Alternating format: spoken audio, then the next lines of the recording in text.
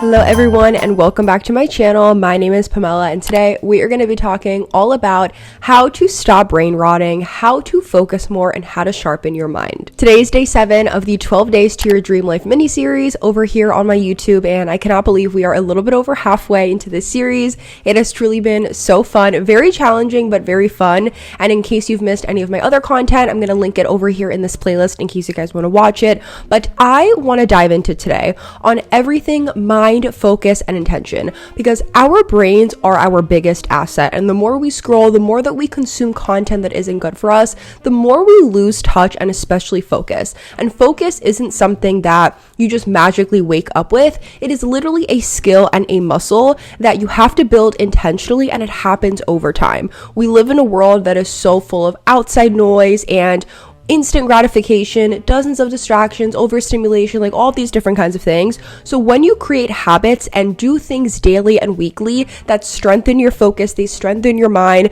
they help protect your mind, and they cultivate your deep thinking, you are going to notice your entire life in every single aspect is going to start to upgrade. So these are things that are not just going to be your typical drink water, go to sleep early, get more sleep, etc. Like those are important, obviously, but I also want to share the real elevated, non-basic habits that can help keep your mind very sharp, very energized, and of course performing at a high level so that every day you can focus on showing up as your best self. Number 1 is reduce mental junk food. So I already mentioned this in another one of my videos during this series, but I really want to dive into it a little bit more, which is that you need to be aware and very careful on the kind of content that you are consuming, what you're listening to, what you're reading, etc. Like a lot of people waste their days and they waste hours at a time just scrolling and consuming things that don't make them feel good. And even worse, a lot of people waste this energy before their day can even start by immediately going on social media and catching up on the world. Not going on social media first thing in the morning has been such a game changer for me because I used to be addicted to doing it. Obviously, like it is definitely my job and I have to be scrolling and seeing what is going on. But at the same time, like it's nice to just not be consumed by who is posting on Instagram or TikTok right when your day starts. So limit your daily screen time to prevent this mental clutter and this overstimulation. I noticed that when I was consuming social media right as the day was starting, it was affecting my day more than I thought. Because, for example, when I go to the gym, I like to listen to a Mel Robbins podcast or Emma Grade's podcast, and anything that comes up on my YouTube homepage, I just like to scroll and see like what is going on. And by the time I get home after listening to a podcast episode from them at the gym, and then I finish it, and then I get movement first thing in the morning, and I'm like, okay, I woke up early, I listened to something motivational, now I'm showered, I'm ready to start my day. Like when I'm listening to inspiring content like that first thing right when the day starts, I keep that energy with me and it goes with me throughout the rest of the day. I'm like, okay, I got this good energy is gonna stay. And then as the day goes on, I'm still on that high from the beginning of the day versus consuming content that may not make you feel as good, and that can also affect you just as much. So if you listen to something that's good and you listen to something that's not as good, both of those things are going to affect you and the rest of your day. So make your first tasks like right in the beginning of the day something that is really important or something that makes you feel good, like going on a walk or going to the gym or not scrolling, like just doing something that maybe is a little bit more difficult for you, but you want to just get it done first thing in the morning. Try doing it first thing and then see just how accomplished you are going to feel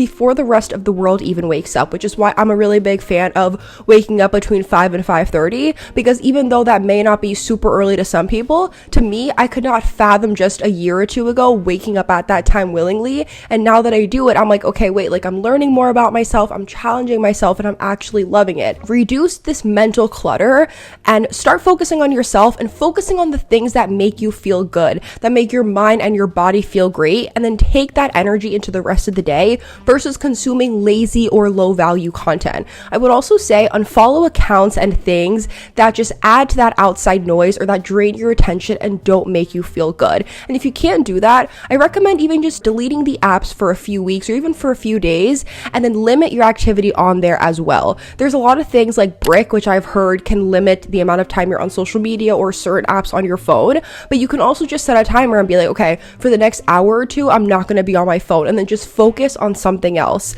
Don't go on TikTok, don't go on social media, etc. Like, just focus on the task it is that you have to do, and then you're not even going to realize it, but after the hour passes, you're like, wait, I was actually able to do this, and I didn't go on my phone, or I didn't go on social media, or I wasn't scrolling mindlessly. So instead, I'm replacing all of this scrolling, dilly-dallying time with a lot more intentional consumption, like reading newsletters or reading books or long-form inspiring content like podcast episodes or YouTube interviews. I'm a really big fan of audiobooks. I love audiobooks, and you can even borrow books online from your local libraries using Libby or Hoopla. Those are two of my personal favorite apps. You literally just need a library card, and then you get access to so many books, whether it's digital or physical or even audiobook versions, and then you can just start to consume that instead. But it is literally about being specific about what you're taking in, and then asking yourself, is this expanding me or is this not benefiting me?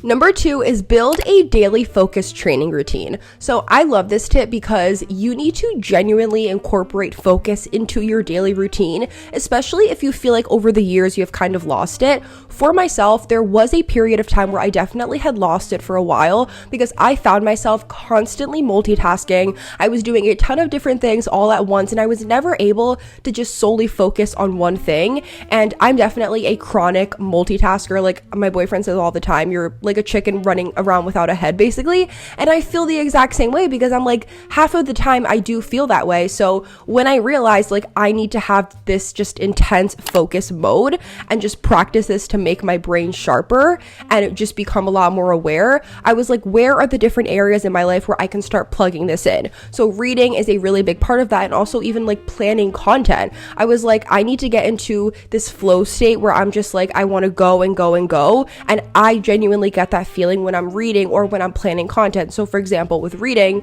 I will set like a 1 hour timer, and I'll just be like, for the next hour, I'm just going to straight up read. Obviously for the first 10 to 15 minutes, it's a little bit hard just to lock in, but then once you lock in, it's just you're turning the page and you're turning the page, and then you're like, I don't want to put this book down, and then you find yourself like looking for pockets of time throughout the day to read because you're so excited and you want to finish the storyline or you want to see what's going to happen. And another example is when I'm planning content, especially for YouTube, where it's a little bit more longer form videos. I sit down for an hour or two, I put a timer on my phone, and I just go and I start writing notes, and then I get into this flow state where I'm just like, okay, I'm going to figure out what day I'm going to post, I'm going to write out these notes, and I'm super on it. But when I have moments like this, it's really important to just literally focus on that one thing and then not focus on anything else. And like I said, it literally feels like you're entering a flow state because I'm just reading and reading and reading, or I'm just writing away whatever notes it is that I have to do. But it's really good to just get that 1 hour or 2 hour of focus time and try to plan this throughout the week. Like if you notice that there's certain times throughout the week where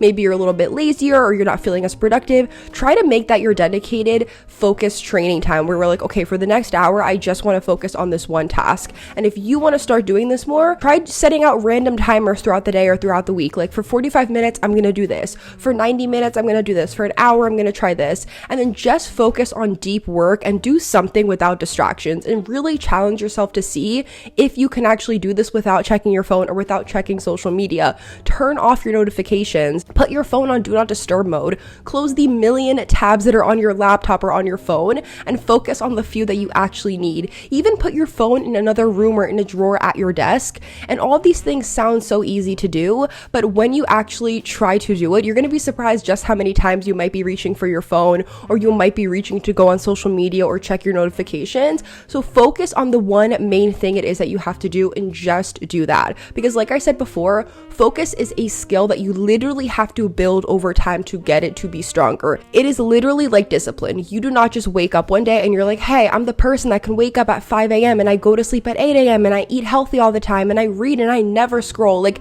we are all human. It's basically impossible to be like that every single day and work like a running machine. We can only dream of being that disciplined, but you can get there one day when you just start building and chipping away at it slowly day by day. I used to love reading when I was younger. Then I got to high school and I was like, this isn't cool anymore. And then I got to college and I was like, I want to have more hobbies. I feel like I'm just always on my phone. And I literally got sick of my phone. Like there was one day where I was so bored on my phone in college and I was just at home laying down in bed and I was like, I wish that there was something else I can do, but like I don't know what to do, and there's nothing on Instagram, there's nothing on YouTube, and I was like, I want to do something that's gonna make me feel better, that's going to feed my brain or just help me learn a little bit more and just escape what I'm doing. And for me, that was reading. So for you, find whatever thing it is that you can escape or lean into and find that hobby or find that creative outlet. I would also recommend trying to keep track of what you do weekly or daily and see your improvements as well. So for example, set goals for yourself and see if you can accomplish it. Maybe this week you want to hit a certain amount of hours of screen time on your phone.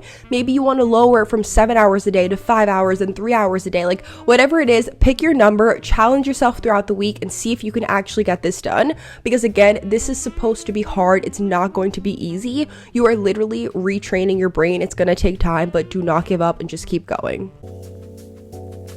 Number 3 is consume high quality content only and take action. What you consume will be very key in the whole how to stop brain rotting, how to start focusing more, all of those kinds of things. But your output and your action is just as important as what is coming into your brain and what you are consuming. Your output and what is coming in needs to be strong because that is literally what you are feeding your brain. Like what you see, what you think, what you consume, it is literally food for your brain, just like how you eat a normal meal. So if you eat fast food or junk food all of the time, your body and your health are eventually going to feel the effects of that. Same thing with if you are constantly consuming junk content and things that aren't making you feel good, your mind is going to feel it and then that is going to pour into other areas of your life. So focus on where you think you want to improve the most and then start there. I can't tell you obviously where you should be starting because only you know that, but as I've said before with me, I wanted to scroll less, I wanted to focus on hobbies more, so now I feel like I have a million different creative outlets that I like to focus on so I can expand my brain and my mind in different ways.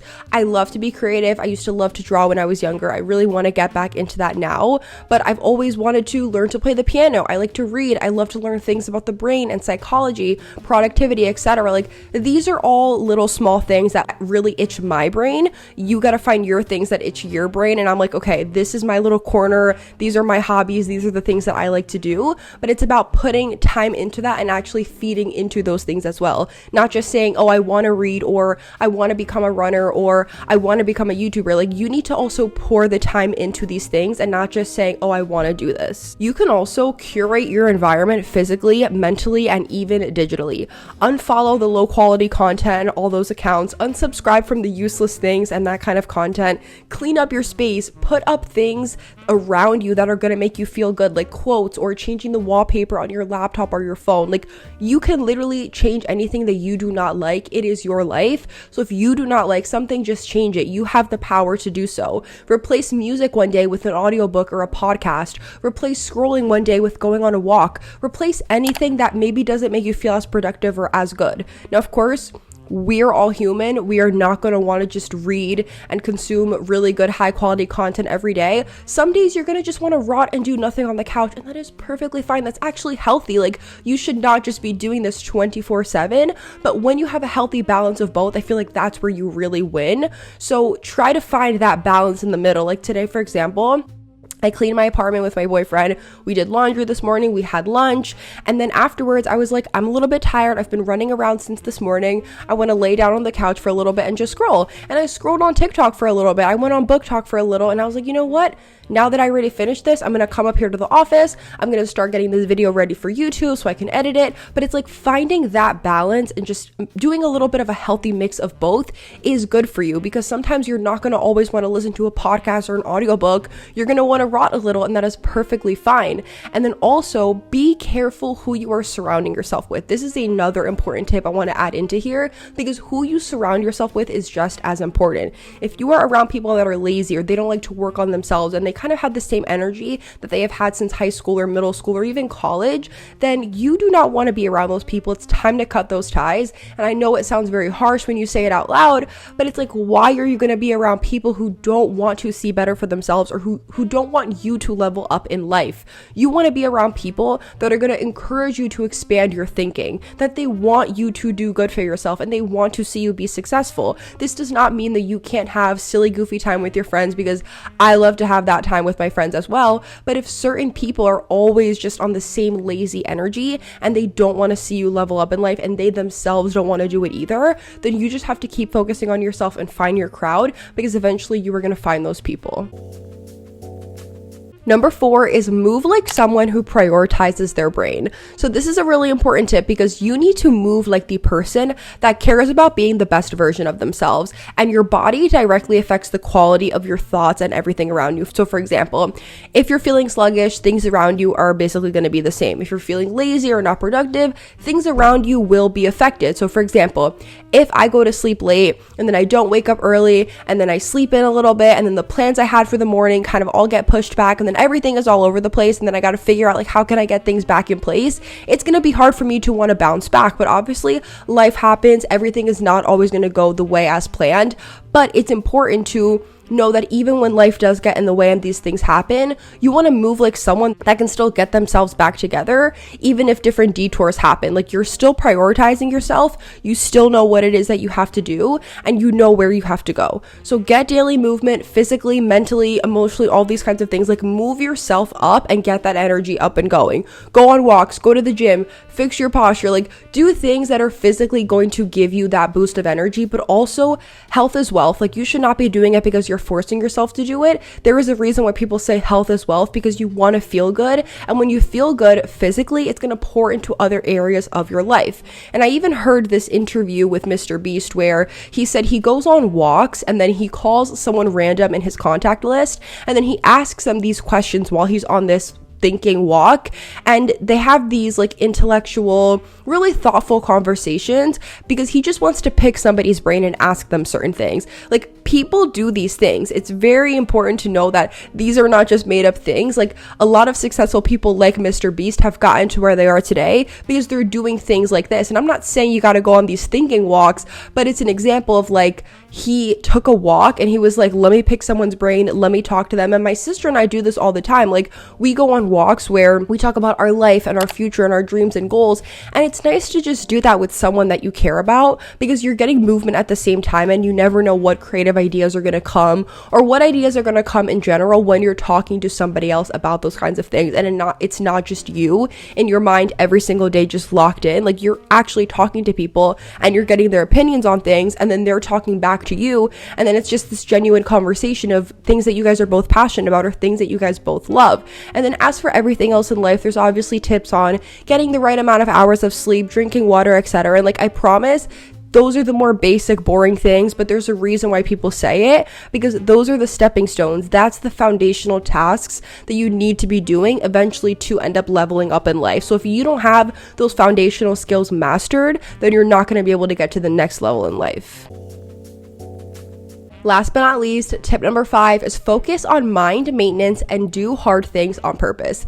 This is something I feel like a lot of us need a little reminder on, because I feel like we all know our self-care routines and how we prioritize our body and our self-care maintenance. Like, for example, I love a hair wash day. I know when my hair wash days are going to be. I love doing my nails, etc. Like, all of these little self-care things, like, I know that routine and I have it down pat and it's important to me, but your mind maintenance needs to be just as important. So for example, your mind needs maintenance just like your body. So I would recommend doing daily or nightly brain dumps where you're just reducing all of this mental clutter, all of the random things you've been thinking about throughout the day, and just free write it out. Grab a journal. I love to do this at night, more specifically after my day is done, and I just like to write out everything that I'm thinking, all the things that are on my mind, and I genuinely promise, like, you are going to feel so much lighter just letting these things off of your chest, because it's just you, a pen, and a paper. And then also have a clean digital environment all around you. Clean up folders, clean up old screenshots, clean up your inbox, etc. Like, having a clean space digitally, I think, is really important because it makes it easier for you to work and find things. You don't have a mess everywhere and you know where everything is. And most importantly, like I've been saying throughout this video, limit your multitasking. You need to be limiting the 1,000,001 things that you are doing all at once. And I personally am learning this the hard way because I'm someone that loves to do 1,000,000 things all at once, but it's not as productive as we may think. It just makes you run around 100 times more. And also, do the hard things on purpose.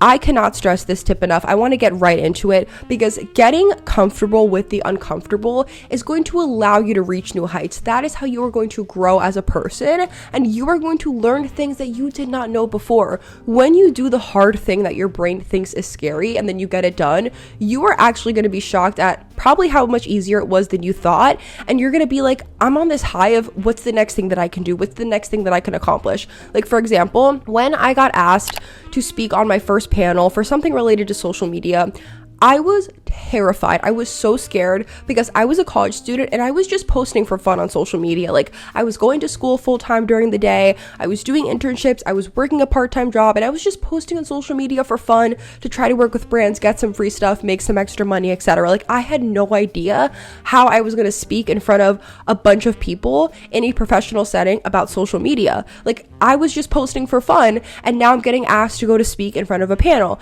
And obviously I was really scared, but I said yes anyway. And after I did it, I was so proud of myself because I was like, you know what? Like, wait, I actually did it. And even though I was scared and I was not even able to sleep the night before, I actually did it. But I was uncomfortable because I've never done something like that before. But then when I actually did it and I was like, this isn't as bad, I started getting invited to more and more things like that, and it just became easier over time. So of course I was nervous. Like I said, I could barely sleep the night before, but when I proved to myself like I can do this and maybe this isn't as bad, and then I actually did it, I was like, wait, I was super nervous, then I accomplished it, now I want to do this more. Like, I was actually able to do it. So build up that discomfort and do mentally challenging things or physically challenging things. Like, try waking up early one day or waking up early for a week. Try going on a new route at the park. Try walking to get your groceries instead of taking your car. Read at a new cafe, etc. Like, try something new and stop going in the way of your routines all the time, and do something that is fun and different because you just might end up enjoying it. That is all for today's video. I really hope that you guys enjoyed. This is a topic that I personally love and I could talk about for hours, but I will see you guys in tomorrow's video, and hopefully you guys are enjoying this little mini series, but I will see you guys in my video tomorrow. Bye!